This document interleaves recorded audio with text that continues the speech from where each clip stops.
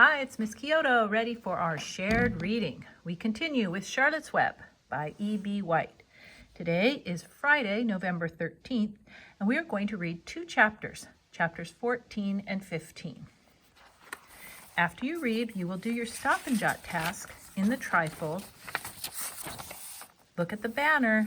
You're going to do the one for chapters 14, where you are going to imagine that you are Dr. Dorian and you are writing a journal entry. For chapter 15, you're going to connect the story, the text, to yourself. You're going to be thinking about the characters that we've read about so far and think which character can you relate to the most. You're going to use evidence from the story by giving examples from the book and your life to show how you are similar. Let's get reading. Chapter 14 is called Dr. Dorian. The next day was Saturday. Fern stood at the kitchen sink drying the breakfast dishes as her mother washed them. Mrs. Arable worked silently. She hoped Fern would go out and play with other children instead of heading for the Zuckerman's barn to sit and watch animals. "Charlotte is the best storyteller I ever heard," said Fern, poking her dish towel into a cereal bowl. "Fern," said her mother sternly, "you must not invent things. You know spiders don't tell stories. Spiders can't talk." "Charlotte can," replied Fern. "She doesn't talk very loud, but she talks." What kind of story did she tell?" asked Mrs. Arable. "Well," began Fern, "she told us about a cousin of hers who caught a fish in her web. Don't you think that's fascinating?" "Fern, dear, how would a fish get in a spider's web?" said Mrs. Arable. "You know it couldn't happen. You're making this up." "Oh, it happened all right," replied Fern. "Charlotte never fibs. This cousin of hers built a web across the stream. One day she was hanging around on the web, and a tiny fish leaped into the air and got tangled in the web. The fish was caught by one fin, Mother. Its tail was wildly thrashing and shining in the sun. Can't you just see the web, sagging dangerously under the weight of the fish? Charlotte's cousin kept slipping in, dodging out, and she was beaten mercilessly over the head by the wildly thrashing fish, dancing in, dancing out. "Fern!" snapped her mother. "Stop it! Stop inventing these wild tales." "I'm not inventing," said Fern. "I'm just telling you the facts." "What finally happened?" asked her mother, whose curiosity began to get the better of her. "Charlotte's cousin won. She wrapped the fish up. Then she ate him when she got good and ready. Spiders have to eat, the same as the rest of us." "Yes, I suppose they do," said Mrs. Arable, vaguely. "Charlotte has another cousin who is a balloonist. She stands on her head, lets out a long line, and is carried aloft on the wind. Mother, wouldn't you simply love to do that?" "Yes, I would, come to think of it," replied Mrs. Arable. "But Fern, darling, I wish you would play outside today instead of going to Uncle Homer's barn.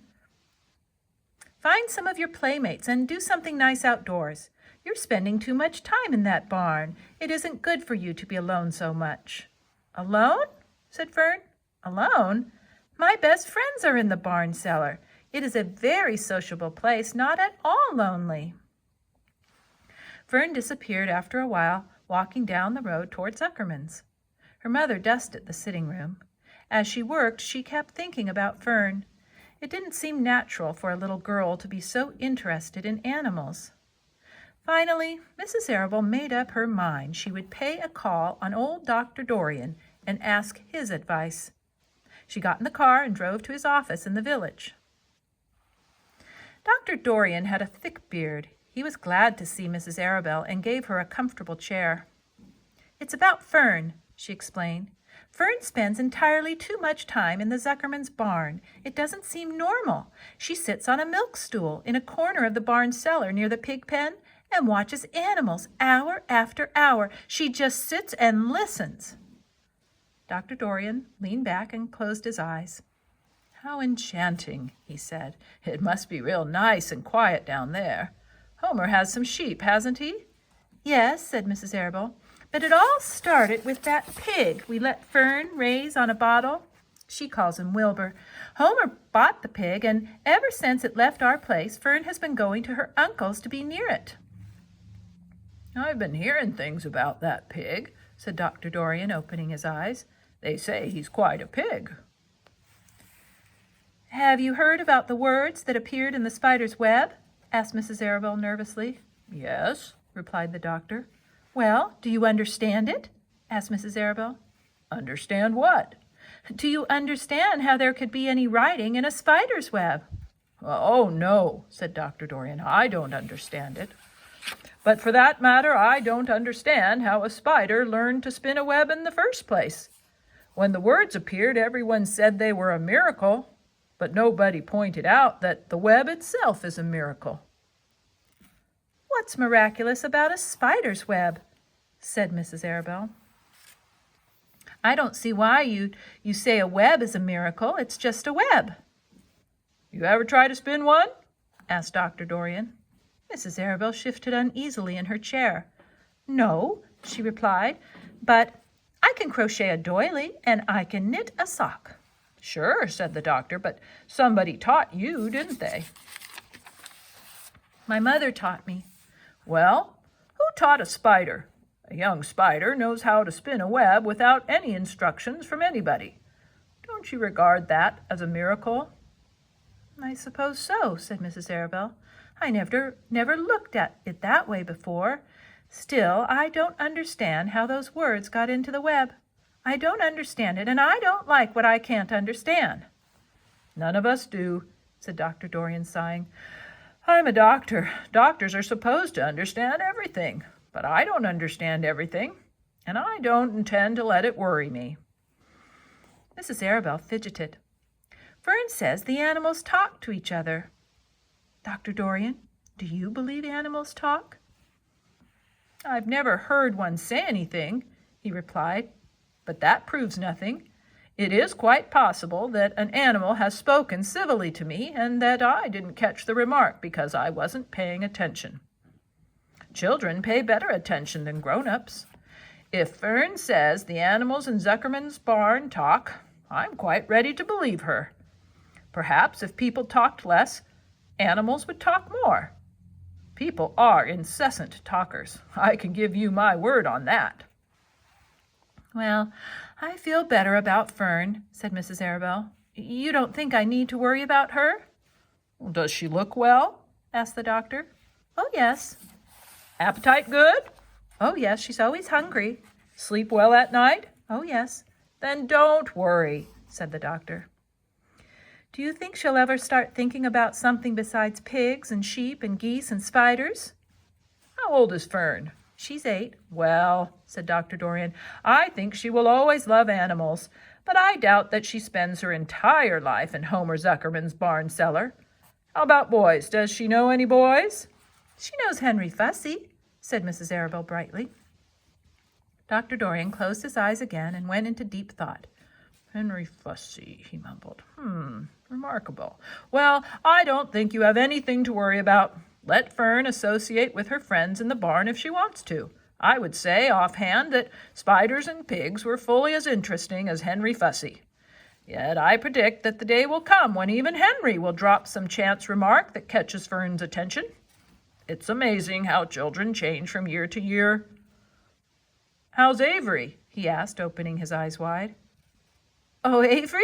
Chuckled Mrs. Arabelle. Avery is always fine. Of course, he gets into poison ivy and gets stung by wasps and bees and brings frogs and snakes home and breaks everything he lays his hands on. He's fine. Good, said the doctor. Mrs. Arabelle said goodbye and thanked Dr. Dorian very much for his advice. She felt greatly relieved. Chapter 15. The Crickets. The crickets sang in the grasses. They sang the song of summer's ending, a sad, monotonous song. Summer is over and gone, they sang, over and gone, over and gone. Summer is dying, dying.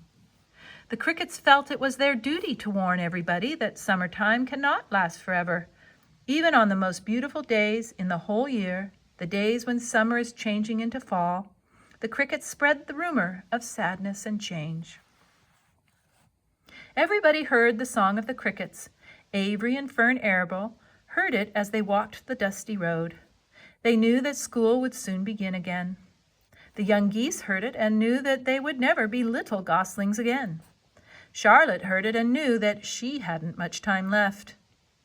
Mrs. Zuckerman, at work in the kitchen, heard the crickets, and a sadness came over her too. "Another summer gone," she sighed. Lurvy, at work building a crate for Wilbur, heard the song and knew it was time to dig potatoes.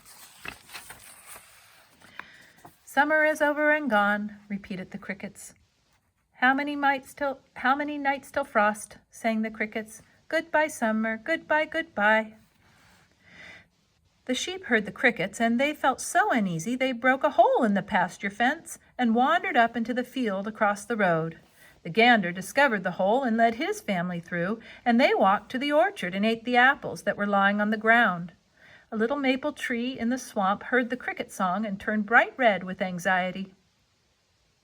Wilbur was now the center of attraction on the farm. Good food and regular hours were showing results. Wilbur was a pig any man would be proud of. One day more than 100 people came to stand at his yard and admire him. Charlotte had written the word radiant, and Wilbur really looked radiant as he stood in the golden sunlight. Ever since the spider had befriended him, he had done his best to live up to his reputation. When Charlotte's Web said, "Some pig," Wilbur had tried hard to look like some pig. When Charlotte's Web said, "Terrific," Wilbur had tried to look terrific. And now that the web said radiant, he did everything possible to make himself glow. It is not easy to look radiant, but Wilbur threw himself into it with a will. He would turn his head slightly and blink his long eyelashes. Then he would breathe deeply, and when his audience grew bored, he would spring into the air and do a backflip with a half twist. At this, the crowd would yell and cheer. "How's that for a pig?" said Zuckerman. Mr. Zuckerman would ask, well pleased with himself. "That pig is radiant." Some of Wilbur's friends in the barn worried for fear all this attention would go to his head and make him stuck up. But it never did.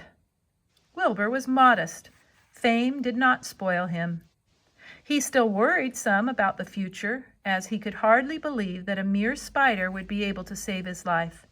Sometimes at night he would have a bad dream. He would dream that men were coming to get him with knives and guns. But that was only a dream.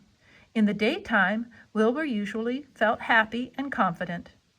No pig ever had truer friends, and he realized that friendship is one of the most satisfying things in the world. Even the song of the crickets did not make Wilbur too sad. He knew it was almost time for the county fair, and he was looking forward to the trip. If he could distinguish himself at the fair and maybe win some prize money, he was sure Zuckerman would let him live. Charlotte had worries of her own, but she kept quiet about them. One morning, Wilbur asked her about the fair. "You're going with me, aren't you, Charlotte?" he said. "Well, I don't know," replied Charlotte. "The fair comes at a bad time for me. I shall find it inconvenient to leave home, even for a few days." "Why?" asked Wilbur. "Oh, I just don't feel like leaving my web. Too much going on around here." "Please come with me," begged Wilbur. "I need you, Charlotte. I can't stand going to the fair without you. You've just got to come." "No," said Charlotte. "I believe I'd better stay home and see if I can't get some work done." "What kind of work?" asked Wilbur. "Egg laying. It's time I made an egg sack and filled it with eggs." "I didn't know you could lay eggs," said Wilbur in amazement. "Oh, sure," said the spider. "I'm versatile." "What does versatile mean? Full of eggs?" asked Wilbur. "Certainly not," said Charlotte. "Versatile means I can turn with ease from one thing to another. It means I don't have to limit my activities to spinning and trapping and stunts like that." "Why don't you come with me to the fairgrounds and lay your eggs there?" pleaded Wilbur. "It would be wonderful fun." Charlotte gave her web a twitch and moodily watched it sway. "I'm afraid not," she said. "You don't know the first thing about egg laying, Wilbur. I can't arrange my family duties to suit the management of the county fair. When I get ready to lay eggs, I have to lay eggs, fair or no fair. However, I don't want you to worry about it. You might lose weight. Well, we'll leave it this way. I'll come to the fair if I possibly can." "Oh, good," said Wilbur. "I knew you wouldn't forsake me just when I need you most." All that day Wilbur stayed inside, taking life easy in the straw. Charlotte rested and ate a grasshopper. She knew that she couldn't help Wilbur much longer. In a few days she would have to drop everything and build the beautiful little sack that would hold her eggs.